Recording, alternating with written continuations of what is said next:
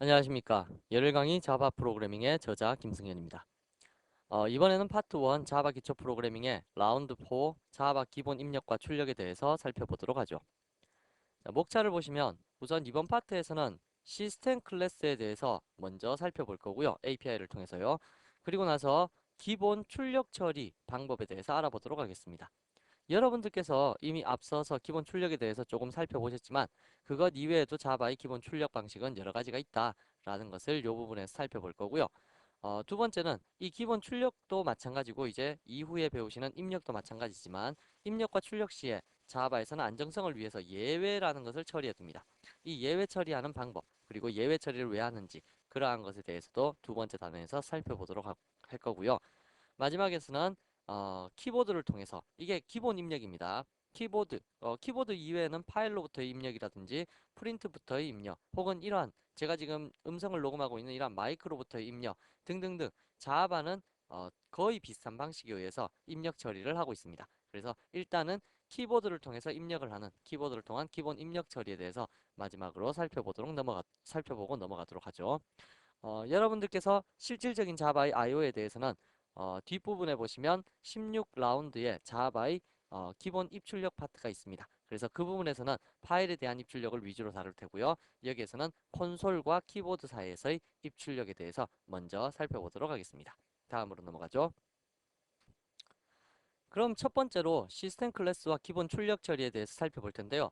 여기에서 여러분들께서 먼저 염두에 두셔야 될 것은 시스템이라는 클래스의 멤버 필드에 대해서 먼저 몇 가지를 기억해 두셔야 됩니다. 일단 API를 먼저 띄워보도록 하죠. 여러분들께서 자바를 설치하신 myjava라는 폴더 속에 보시면 JDK 1.5의 docs라는 폴더에 이미 API를 설치해 둔 적이 있을 겁니다. 그래서 index.html을 실행을 시키시고요. 다큐멘테이션 API는 새로운 클래스나 우리가 찾아보고자 하는 클래스가 있을 때 항상 실행을 시켜 주셔야 됩니다. 그래서 습관적으로 여러분들께서 API를 자주자주 반복적으로 확인해 보는 그러한 습관 들이시기 바라고요.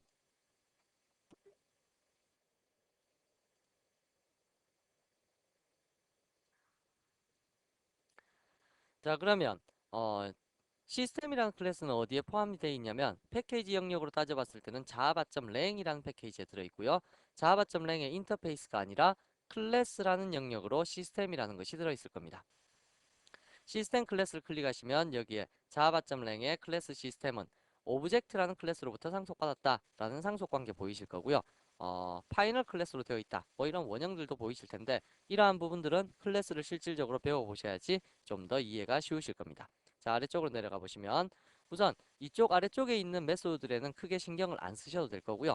여기에 보이는 요 세 가지 필드 서머리 부분을 살펴보시는 것이 중요할 겁니다. 필드라는 것은 제가 지난번에 한번 설명을 드렸지만 클래스 속에 포함될 수 있는 멤버가 필드라는 멤버와 컨스트럭트라는 멤버, 다음에 메소드라는 멤버, 다음에 이너 클래스라는 멤버 이렇게 네 가지가 포함될 수 있다고 했었죠. 멤버 개념 설명할 때요. 자, 그런데 필드 서머리라는 것은 변수에 해당하는 부분인데요. 그러한 변수가 세 가지가 존재한다라는 것이고요. 그 첫 번째가 ERR, 두 번째가 in, 그리고 세 번째가 out이라는 이러한 필드가 있습니다. 그래서 여러분들께서 이미 한번 코딩을 해보신 내용 중에는 system.out.println 이러한 식으로 코딩을 해보신 적이 있으시죠? 그때 이 out이라는 것이 바로 기본 스탠다드 아웃풋 스트림이다. 출력 스트림이다. 라는 겁니다. 위에 있는 ERR도 역시 out과 똑같은데요. 이거는 구분을 위해서 그러니까 out이라는 것은 정상적인 출력, ERR이라는 것은 에러 메시지를 출력하기 위한 방법. 뭐 그 정도로 생각을 해두시는 게 좋을 겁니다. 잠시 후에 한번 다뤄보도록 할 텐데요. 다음 in이라는 것은 요 뒤에 배우시게 되는 입력에 관계된 내용입니다. 그래서 인풋 스트림에 대한 스탠다드 기본 입력 처리를 할 수 있는 그러한 필드고요. 그래서 요 세 가지를 간단하게 한번 이용을 해보자면 다음과 같은 예제를 만들어 볼 수 있겠네요. 자, 그러면 이번에는 라운드 4이기 때문에 네 번째 프로젝트를 생성을 시키고요. 데이 004. 자, 네 번째 프로젝트에서 첫 번째 예제로 작성을 하도록 하겠습니다. 클래스죠. exam 언더바 01이라는 클래스 생성을 시켜주시고요.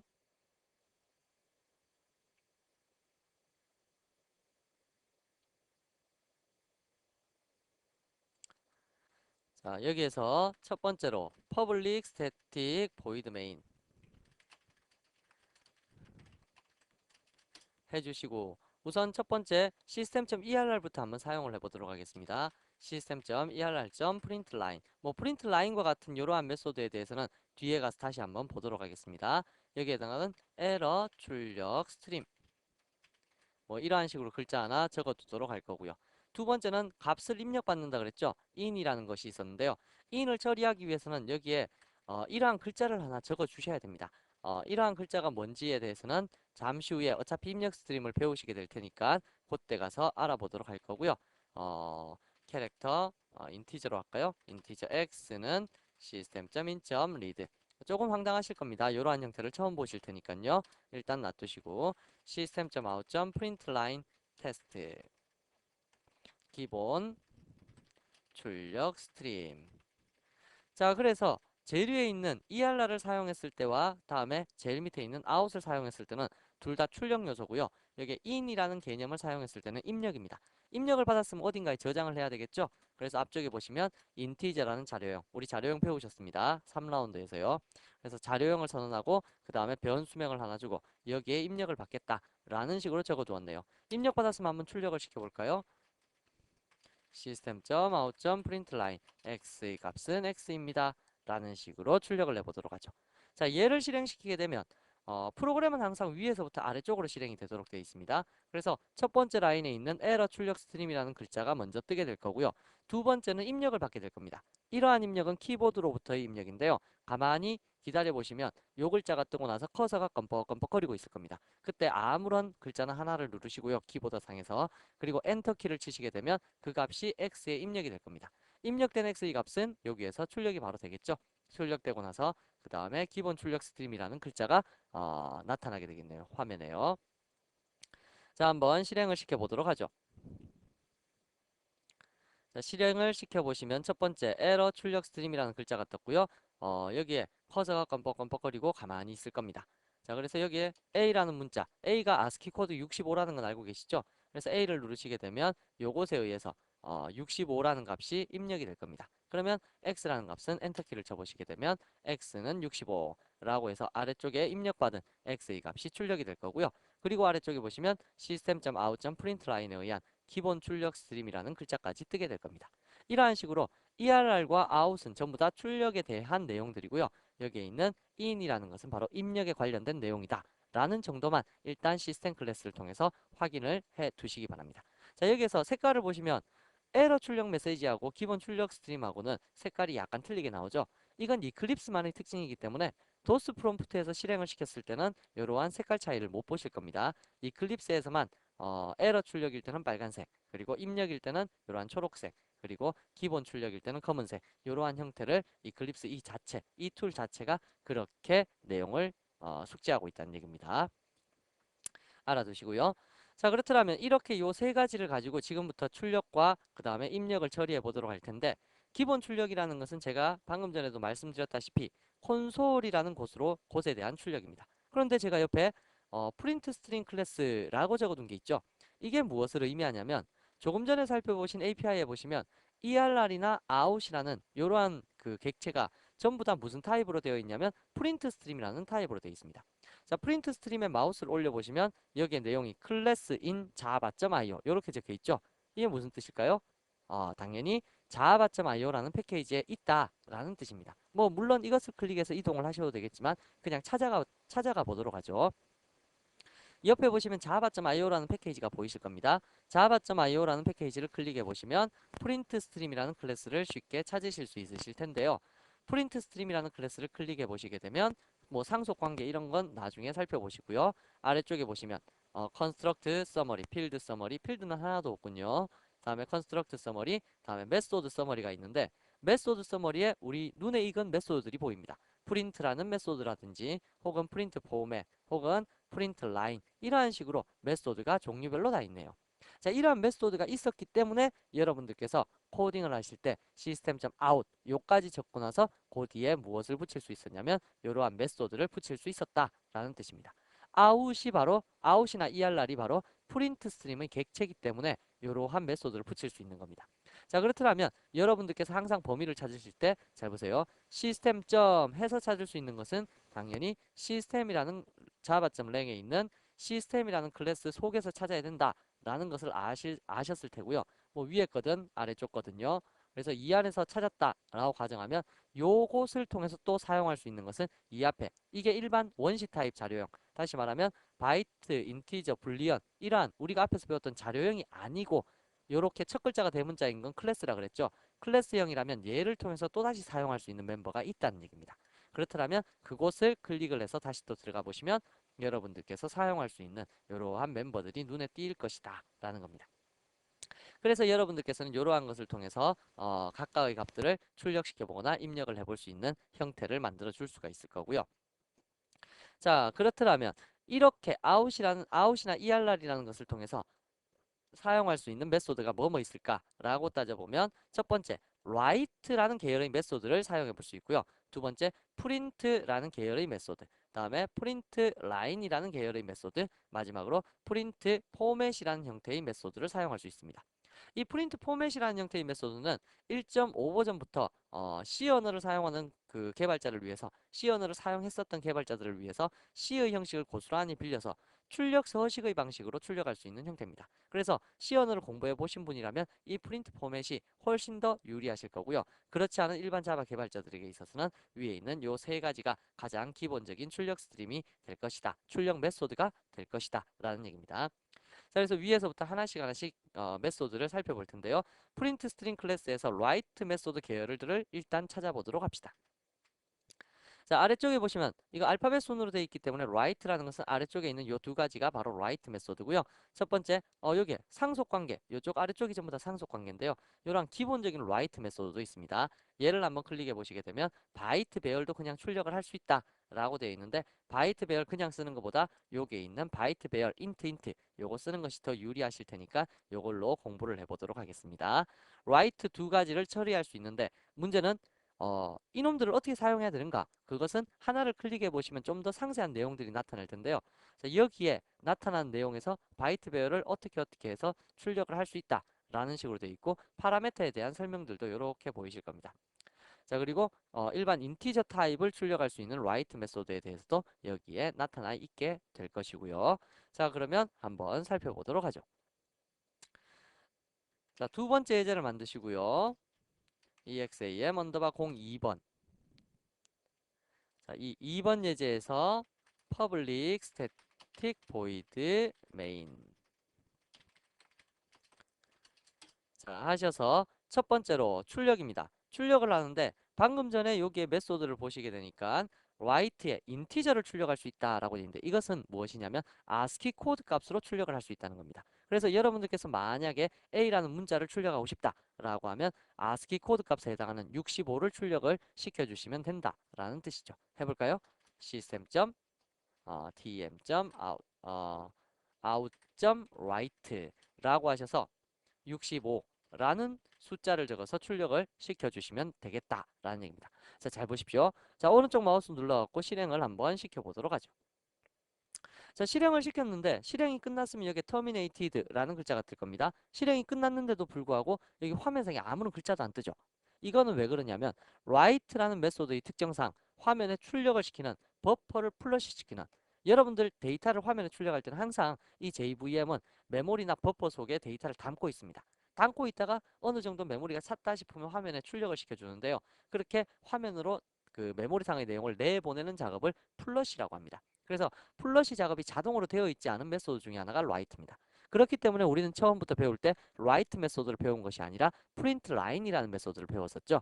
그러면 어떻게 해야 이 데이터를 내어 보낼 수 있느냐 라고 하면 system.out.flush라고 하는 이러한 메소드가 있어서 얘를 출력하시면 됩니다. 그럼 매번 write라는 메소드를 쓸 때마다 플러시를 써줘야 된다라는 것 때문에 write가 불편함을 느낄 수가 있을 텐데요. 이러한 것도 나중에 네트워크 입출력이나 파일 입출력에서는 아주 중요한 메소드로 동작을 하게 됩니다. 그렇기 때문에 지금은 불편해 보일지 몰라도 나중에는 아주 유용한 개념으로 쓰일 테니까 이러한 개념들 잘 알아두십시오. write 메소드에서는 플러시가 필수적이다라는 것 정도죠. 자, 그럼 다시 한번 실행을 시켜보도록 하죠. 자, 실행을 시켜보시면 이제는 65, ASCII 코드값 65에 해당하는 A라는 문자가 출력이 된다라는 거 아실 수 있을 거고요. 자, 한 줄 개행시키겠습니다. system.out.println. system.out.println. 일단 우리는 프린트라인 계열을 많이 배웠기 때문에 그냥 프린트라인을 통해서 한 줄 계행을 시켰습니다.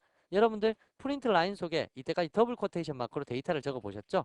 근데 아무런 내용부터 적지 않으면 단지 그냥 한 줄만 계행됩니다. 그래서 이것도 기억해 두시고요. 제가 이야기하는 이러한 메소드들은 다 그냥 외워두시기 바랍니다. 우리 기초에서는 항상 뭔가를 시작할 때는 무조건 외우시는 것이 우선입니다. 자, 그러면 다음으로 write 메소드의 두 번째 메소드가 무엇이 있냐면 바이트 배열을 출력할 수 있다 라고 되어 있는데, 바이트 배열에 대해서는 여러분들이 아직 배열 자체를 안 배우셨으니까 뭔 얘기인지 잘 모르실 겁니다. 그래서 이 바이트 배열에 대해서는 그냥 한번 보여드리기만 하고 나중에 이 바이트 배열이 그런 거였구나 라고 이해하시기 바랍니다. 이 offset이라든지 length라는 것은 이 배열에서 이 특정 위치 번째를 얘기하는 건데요. 역시 배열을 공부하셔야지 아실 수가 있을 거고요. 그래서 바이트 배열 by는 new 바이트 하셔서 자바라고 적어볼까요?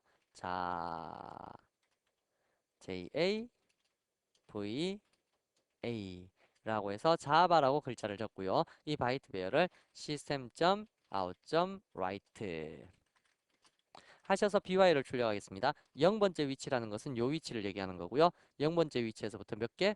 한 개, 두 개, 세 개, 4개 해서 총 4개를 출력하십시오 라는 식으로 이야기를 해줄 수가 있겠네요.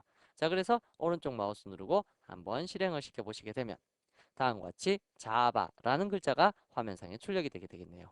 근데 신기하게도 조금 전에 인티저 아스키 코드 값을 출력할 때는 반드시 플러시를 시켜줬었어야 되는데 write 바이트 배열을 사용하시니까 자동으로 플러시가 되더라 라는 거 있죠. 그래서 이러한 경우에는 바로 오토 플러시의 기능이 제공되고 있다라는 것도 알아두시기 바랍니다. 이렇게 자동으로 플러시가 실행되는 거, 그게 바로 오토 플러시입니다.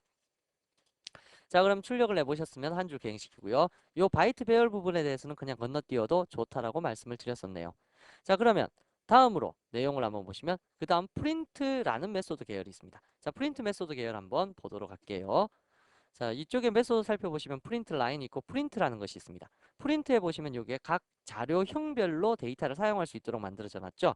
그래서 우리가 배웠던 자료형, 불리언이라든지 캐릭터라든지 그 다음에 플로트라든지 인티저라든지 롱이라든지, 물론 이미 한번 출력을 해보셨지만 이러한 모든 자료형을 다 출력할 수 있다라는 거니까 뭐 한두 개만 출력을 시켜볼까요? system.out.println 하시고 나서 인티저 x는 100이다. 인티저를 출력하고 싶다? X 이렇게 출력을 하셔도 무방하다는 얘기입니다. 그래서 한번 출력을 프린트 라인이 아니라 프린트 하기로 했었죠. 자, 프린트 하셔서 출력을 시켜보시면 다음과 같이 100이라는 글자까지 함께 뜨게 될 거고요. 그런데 중요한 점은 여기에 system.out.print 하셔서 이번에는 또 하나 더 캐릭터 y는 b라는 문자를 하나 더 출력하겠다라고 해서 y를 출력해 보시면요. 공교롭게도 얘가 뜨는 위치가 바로 100 바로 옆에 뜰 겁니다. 이렇게요. 이렇게 되면 한 줄이 계행이 안 되었죠. 그래서 하나를 출력하고 나서 한 줄을 이렇게 일일이 계행을 시켜 주셔야 됩니다. 한 줄 계행시켜서 y를 출력하겠다라는 식으로요. 근데 문제는 이렇게 매번 한 줄씩 계행시키기 위해서 이것을 적는다라면 그만큼 손실이 있겠죠. 그래서 나타난 메소드가 바로 프린트 라인이라는 메소드입니다. 프린트 라인요. 프린트 라인은 무엇을 하기 위한 메소드냐면 역시 자료형별로 어떠한 데이터를 출력을 할 수 있기는 하지만 이러한 데이터가 출력되고 나서 한 줄이 계행되는 것을 의미합니다. 다시 말하면 플로트 G라든지 더블 W라고 하면 자, 이렇게 두 가지 데이터가 있을 때 하나를 찍고 여기에서는 일단 프린트를 썼으니까 한 줄 계행을 시켜주고요. 다음에 system.out.print line 하셔갖고 G를 찍어 보시고요. system.out.print line 하셔서 W를 찍어 보시게 되면 이 두 가지는 옆으로 나열이 되는 것이 아니라 요거 한 줄 나오고 그 다음 요거 한 줄이 나타나는 형태가 보이게 될 겁니다. 그래서 출력을 해보시면 이렇게 자동으로 한 줄씩 계행되어 있죠. 여기서부터.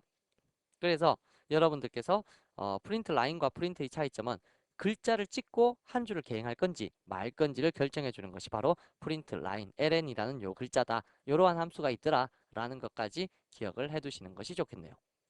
자, 그러면 마지막 메소드로 프린트 포맷이라는 거, 제가 1.5 버전부터 C 언어 개발자를 위해서 나타난 메소드라고 했는데요. 자, 이러한 프린트 포맷을 사용하시기 위해서는 우선 서식이라는 것을 아셔야 됩니다. 자, 서식은 크게 여러분들께서 기억하실 때는 세 가지 서식 정도로만 기억을 해주시면 좋은데요. 첫 번째가 서식 네 가지 정도만 기억하시면 될 겁니다. %C라는 겁니다. 물론 우리 교재에서 이미 서식에 대해서 충분한 설명을 해두었었는데요. 여러분들께서 교재를 한번 참조해 보시고요. 거기에 서식 파트에 보시면 %C라는 출력 서식과 그 다음에 %D라는 출력 서식, 그 다음에 %F라는 출력 서식, 마지막으로 %S라는 출력 서식이 있습니다. 다 소문자인데요. 이렇게 되어 있는 이 출력 서식이 바로 캐릭터 문자를 출력하는 거, 다음에 데시말이라고 해서 인티저, 정수 형태를 출력하는 거, 다음에 플로트 형태의 실수 형태를 출력하는 거, 다음에 스트링이라고 해서 문자열을 출력하는 이 네 가지 서식으로 나눠져 있고요.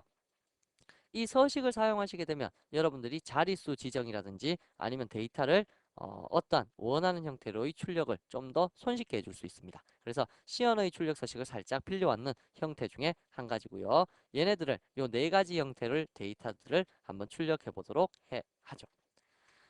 자, 그러면 세 번째 예제를 만들어서 한번 출력해 봅시다. exam 언더바 03 세 번째 예제 만드시고요. public static void main string AR. 자, 하셨으면 우선 첫 번째 인티저 A라는 것은 100이라고 넣어두고요. 다음에 캐릭터 B라는 것은 A라고 넣어두고요. 다음에 플로트 C라는 것은 12.345, 346, 이러한 식으로 세 개의 데이터를 만들어 두었을 때 얘네들을 어떻게 사용할 수 있을까? 1.5 버전부터는 이렇게 사용할 수 있다는 얘기입니다. 프린트 포맷이라고 해놓고 첫 번째 요 인티저라는 정수값은 D라는 데시말 형태로 사용할 수 있다고 했었습니다. 그래서 데시말로 출력하겠습니다. 하셔서 A의 값은 %D입니다.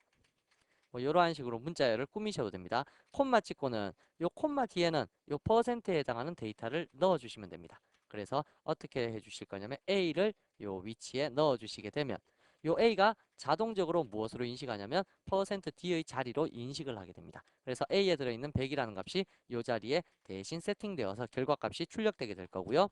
두 번째, system.out.print format 하셔서 이번에는 B라는 것은 %C이기도 하고 또 %D이기도 합니다. 요렇게 표시를 하고 싶습니다. 자, 이것은 무슨 뜻이냐면 요거 찍고 나서 한 줄 개행시킬까요? 개행을 시킬 겁니다. 요것도 찍고 나서 한 줄 개행시킬 거고요. 자, 이것은 무슨 뜻이냐면 B라는 것에 대해서 %C와 %D 두 가지로 다 나타내겠다. 다시 말하면 캐릭터는 문자로 표시도 가능하고 숫자로 표시도 가능하죠. 그래서 요 A라는 것을 문자 그 자체로 나타내려면 캐릭터, 다음에 숫자로 표시하려면 %D 이렇게 분류해서 나타낼 수가 있다는 얘기입니다. 그래서 B라는 거 B 두 번을 적어 주셔야 되겠죠. 왜 두 번을 적어 주셔야 되냐면 얘 한 번은 요 첫 번째 거에 해당할 거고 두 번째 B는 요 두 번째 거에 해당해서 결과값이 나타나게 될 테니까요. 다음 세 번째로는 프린트 포맷 하셔서 C는 %F. 자, 여기에서는 책에서도 설명드렸다시피 소수점 이하를 좀 잘라서 반올림해서 처리하고 싶다라고 하면 6.2F 이러한 식으로 적으실 수도 있습니다. 6.2F의 뜻은 전체 자리 길이수가 6자리. 다시 말하면 한 자리, 두 자리, 세 자리, 네 자리, 다섯 자리, 여섯 자리. 6자리로 나타나도록 하는데 최대 6자리요. 근데 소수점 이하 부분을 두 자리로 제한하겠다. 그 뜻입니다. 그럼 소수점 이하 두 자리로 제한하면 3, 4까지 나타나겠죠? 근데 뒤에가 6이기 때문에 반올림되어서 3, 5 이렇게 표시되도록 형태를 바꾸겠다 하는 이러한 숫자 값도 같이 사용할 수가 있다는 얘기입니다. 그래서 실수 부분에서 소수점 이하 정리할 때 이 방법 사용하시면 편리하게 사용할 수 있겠죠? 그래서 요 뒤에 C라는 데이터를 적어서 사용을 해볼 수 있고요. 마지막 문자열 데이터에 대해서 한번 알아봅시다.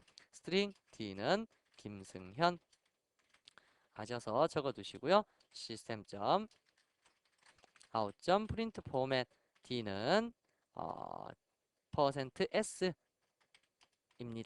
라고 적어두시면 D는 김승현입니다. 라는 식의 글자가 뜰 수 있도록 만들어지겠네요. 자, 그래서 이렇게 만들어진 형태를 한번 테스트 해보시면 오른쪽 마우스 누르셔서 테스트 해보시게 되면 여기에서 A라는 문자가 출력되고 나서 %D로 출력하려고 하는데 이 캐릭터를 %D 데시말로 출력을 하려면 당연히 형변환이 필요하다고 그랬죠. 그래서 인티저로 형변환 시켜서 출력을 하는 거 요거 바꿔주시기 바랍니다. 요거 실수했었네요. 자, 그래서 인티저로 형변환 시켜서 출력을 시켜줘야 한다라는 거 기억해 두시고요. 다시 한번 실행을 시켜 보시게 되면 이번에는 A는 100입니다. 다음에 A는 65, 다음에 12.35. 35. 제가 조금 전에 반올림 되어서 올라간다 그랬죠. 소수점 이하 두 자리로 제한한다 라고 말씀을 드렸는데 두 자리만 딱 나오네요. 다음에 김승현입니다. 라는 식의 서식을 사용해서 표시를 할 수 있다 라는 겁니다. C 언어를 사용하신 분들은 이러한 서식이 훨씬 더 편할 텐데요. 자바 개발자들한테는 사실은 조금은 부담스러운 부분이긴 합니다. 왜? 이때까지 이러한 포맷을 사용하지 않고 그냥 system.out.println에 덧셈이라는 더하기라는 연산자를 사용해서 계속적으로 출력을 했기 때문에 그렇습니다. 뭐 그 정도는 여러분들께서 알아두시고요. 어떤 걸 사용하든 관계는 없습니다. 그렇더라면 이렇게 출력이 되는 기본 출력 서식에서 일단 우리는 가장 기본이 되는 프린트 라인을 기준으로 설명을 드려보도록 할 텐데요. 이 프린트 라인에서 항상 더하기라는 개념으로 데이터를 나열을 시키기 때문에 어떠한 문제점이 발생할 소지가 있기도 하답니다. 자, 그러면 네 번째로 제가 여기에서 문제점이 발생할 소지를 알아보도록 할게요. 자, 네 번째 예제를 작성해 주시고요. 자, 네 번째 예제에서 public static void main. 자, 첫 번째, 인티저 x는 12라고 적어두고요. 인티저 y는 24라고 적어두도록 합시다. 그때 여러분들께서 만약에 system.out.println 이라고 해서 x 플러스 y라고 적게 되면 이것은 무슨 의미가 될까요? x 플러스 y라고 하면 이게 나열이 될까요? 결과값이 1, 2, 2, 4 이러한 식으로 출력이 될까요? 아니면 두 개의 합이 계산되어서 36이라고 뜨게 될까요? 이것의 결과값은 무엇이라고 뜨게 되냐면 36이라고 뜨게 됩니다. 다시 말하면 덧셈이라는 연산이 원래는 나열을 의미하죠. system.out.println에서 우리 이때까지 앞에서 계속 그랬었잖아요. 나열이라는 것은 어떠한 의미냐면 이러한 게 바로 나열이죠. system.out.println x는 x 했을 때 이게 어떻게 뜰까요? 이것이 뜨는 방법 대용은 x는 12 이렇게 뜰 거잖아요. 다시 말하면 요 글자랑 요 x라는 글자랑 나열이 되어버렸다. 이게 숫자지만 나열이 되어서 다음과 같이 나타나게 된다 라는 뜻이잖아요. 자, 그것의 원리는요. 두 개가 덧셈 연산을 기준으로 해서 두 개가 연산이 가능하면 그것이 계산이 되어버립니다. 그러나 문자열과 같은 경우는 연산이 불가능하겠죠. 그래서 문자열과 덧셈이 되어버리면 항상 무엇이 되어버리냐면 나열이라는 것이 됩니다. 그래서 이렇게 나열되어서 데이터가 나타난다라는 겁니다. 그럼 다음을 한번 상상해 보도록 하자고요. 자, system.out.println a 플러스 x 플러스 y. 자, 이렇게 되면 이것의 결과값은 무엇일까요? 자, 일단 덧셈 연산자는요. 앞에서부터 뒤로 연산됩니다. 자, 그렇기 때문에 a라는 문자열과 x가 먼저 연산이 되겠죠. 그러면 a x의 값이 얼마입니까? a 12. 다시 말하면 a 12라는 문자열이 되어버립니다. 그러면 a12라는 문자열 더하기 24 하게 되면 이거는 어떻게 처리가 될까요? 당연히 a12, 24 이러한 식으로 전체 다 문자열로 나열이 돼버린다는 얘기입니다. 앞에서부터 뒤로 연산하면서 얘네 두 개가 묶여버리면 연산 시에 우선권이 높은 거 문자열은 그 어떤 연산자하고 섞여도 문자열이 돼버립니다. 그래서 문자열과 연산이 돼버리면 무조건 나열이 된다라는 거 알아두시고요. 그러면 반대로 이러한 경우는 어떻게 출력이 될까요? x 플러스 y 플러스 a 이렇게 되면 결과값은 뭐가 될까요? 자, 이것도 역시 마찬가지로 덧셈 연산은 앞에서부터 뒤로 된다 그랬죠? 이거 두 개 덧셈하면 조금 전에 보셨다시피 36이 됩니다. 거기에서 문자열로 나열되니까 36a라고 하는 이러한 글자로 나열이 되게 되겠죠? 자, 그렇더라면 이번에는요. system.out.println x 플러스 a 플러스 y 이런 경우는 어떻게 될까요? 자, 이런 경우는 당연히 앞에서부터 연산이 되니까 1, 2a 요까지가 문자열이 돼버리죠? 그 다음 또 24가 덧셈 돼버리니까 어떻게 해요? 1, 2, A, 2, 4 이러한 식의 나열이 된다는 얘기입니다. 자, 그래서 여러분들께서 문자열이 포함되어 있는 경우에 어떻게 연산이 되는지 잘 생각을 해보시기 바라고요. 그러나 이러한 경우에는 문제가 틀려집니다. 잘 보시면 x 더하기 a 더하기 y 곱하기 2라는 식으로 되어 있다 라고 하게 되면 이건 문제가 틀려지죠. 왜? 덧셈 연산과 곱셈 연산 어느 게 우선순위가 높습니까? 당연히 우선순위 높은 것은 곱셈 연산이 우선순위가 높습니다. 이거는 이제 5단원에서 연산자 우선순위 파트에서 알아보도록 할 건데요. 자, 우선순위가 얘네가 높기 때문에 y에 2가 먼저 곱해집니다. 그러면 얘는 48이 되어버리겠죠. 48이 된 상태에서 이제 앞에서부터 차례대로 연산이 되니까 어떻게 해요? 1, 2, A 48 이러한 식으로 결과값이 나타나게 될 것이고요. 자, 이번엔 조금 특이한 케이스 한번 보도록 할게요. 예를 들어서 이번에는 A라는 문자를 싱글 쿼테이션 마크 처리했습니다. 하고 나서 X 플러스 Y라고 했습니다. 이런 경우는 어떻게 될까요? 자, 요거 싱글 쿼테이션 마크 A라고 되어 있는 것은 자료용 할 때 한번 설명을 드렸었죠. A라는 것이 싱글 쿼테이션 마크로 묶여 있으면 이거는 캐릭터 문자다. 다시 말하면 요 A는 이렇게 선언한 거하고 똑같습니다. 캐릭터 G는 A 이렇게 선언한 거하고 똑같습니다. 자, 소문자 A가 아스키 코드 값 얼마라고 외우셨습니까? 당연히 97이라고 외웠습니다. 65 아닙니까? 라고 하시는 분들은 대문자 A가 65입니다. 소문자 A는 97입니다. 자, 97이라는 요 문자. 그럼 다시 말하면 캐릭터 문자는 제가 앞서서도 설명을 드렸지만 계산이 가능하면 숫자로 바뀌어버린다 그랬죠. 지금 보니까 덧셈인데 뒤에 게 숫자예요. 숫자가 뒤에 있으면 자기가 숫자기만 하면 계산이 가능하죠. 그렇더라면 얘는 숫자로 바뀌어버립니다. 그러면 97 더하기 12 하게 되면 109 거기에다가 24를 더하면요 133 이렇게 되나요? 그래서 다음과 같이 숫자가 다 바뀌어서 나타나게 된다는 얘기입니다. 그렇게 되면 얘는 계산이 가능하기 때문에 요 위치에 있던 x 다음에 있든 y 다음에 있든 결과값은 항상 133이라는 결과값을 나타내게 된다는 의미가 되겠죠. x 플러스 y 플러스 a 이렇게 한다고 해도 역시 마찬가지 133이라는 결과값을 나타내게 될 겁니다. 그러면 조금 더 나가서요. system.out.println a 플러스 b 이건 어떻게 될까요? 당연히 이러한 경우에는 둘 다 숫자로서 사용이 가능하고 덧셈 연산이 있을 때 둘 다 계산이 가능하죠. 그렇게 되면 어떻게 될까요? 두 개 덧셈해 보시면 당연히 131이라는 131은 아니죠. 97 더하기 98 97 더하기 98 하게 되면 이거는 195가 되네요. 195라는 이러한 숫자로 나타나게 된다라는 것도 기억을 해 두셔야 될 겁니다. 그래서 여러분들께서 이러한 시스템.out.println 라인에서 덧셈 연산이 주는 의미, 물론 다른 연산자가 섞여 있을 때 이거 아무 연산자나 이렇게 적을 수 있는 거 아닙니다. 덧셈 연산보다 우선순위가 큰 것들만 이렇게 적을 수 있어요. 만약에 마이너스를 적겠다 라고 해서 여기 마이너스를 딱 적어놨어요. 이러면 에러 돼버립니다. 지금 빨간 줄 뜨는 거 보셨죠? 덧셈하고 뺄셈은 우선순위가 동등하기 때문에 앞에서부터 뒤로 계산됩니다. 그러다 보면 문자열 되어버렸죠? 여기까지도 또 문자열 되어버렸죠? 문자열에서 숫자 2를 뺄 수 있나요? 그럴 수는 없습니다. 그렇기 때문에 마이너스를 적게 되면 문제가 생기고요. 이럴 경우에는 또 나중에 연산자 시간에 배우시겠지만 괄호라는 연산자를 이용하셔서 처리를 또 따로 해주셔야 됩니다. 뭐 그거는 나중에 다시 한번 설명을 드리도록 할 테니까 이렇게 데이터가 처리된다라는 거 알아두시고요.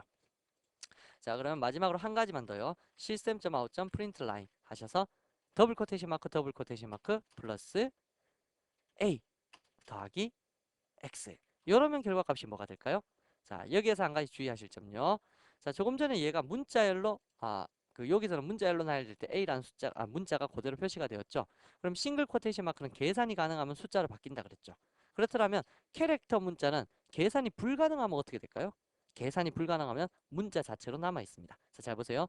더블 코테이션 마크 두 개를 연속해서 썼다는 것은 내용분은 아무것도 없습니다. 그러나 연속해서 썼다는 것은 요 뒤에 나오는 것들을 문자열로 바꾸겠다. 그 의미가 강한 거거든요. 그래서 얘랑 얘랑 섞여버리면 얘는 계산이 불가능할 때는 A라는 그 자체로 남아 있습니다. 그렇기 때문에 이거의 결과값은 A 97 A 12 이러한 식으로 데이터가 출력이 되게 된다라는 뜻입니다.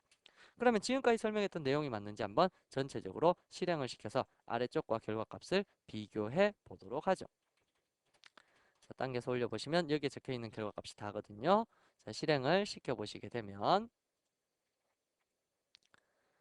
자, 첫 번째 여기에 보시면 제일 위에 x는 12 나와있죠. 다음에 36 A1224 36A 12A24 다음에 12A48 다음에 133 133 195 A12 이러한 식으로 결과값이 우리가 예상했던 그 내용의 결과값하고 똑같다라는 거 알아두시고 요 사이에서 덧셈이라는 연산을 사용할 때 어떠한 변화가 생기는지 거기에 대해서 잘 이해를 해 두시기 바랍니다. 이게 바로 여러분들께서 기본 출력 처리에서 가장 중요하게 생각하셔야 되고 가장 핵심이 되는 내용이다라는 거 기억해 두십시오. 다음으로 넘어가죠.